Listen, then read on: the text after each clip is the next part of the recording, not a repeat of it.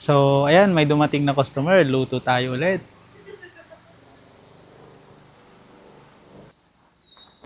Ayan, so, dito sa kusina. Punta tayo dito sa kusina. Ayan, so dito yung stock room. Ayan, so dito yung chiller. Dito yung freezer, mga boss. Ayan. Okay, dito naman yung kusina. Dito kami nagluluto.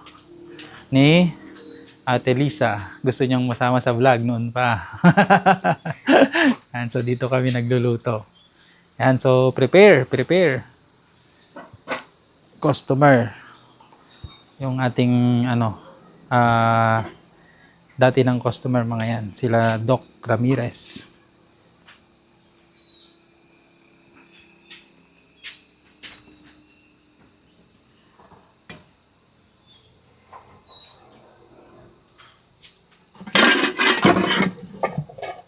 Ayan, so luto tayo. Yan, okay na. Okay yung setup.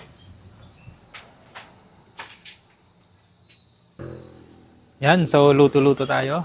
Niluluto na natin yung Shanghai tsaka yung bola-bola. Yan. So ito naman yung pansit.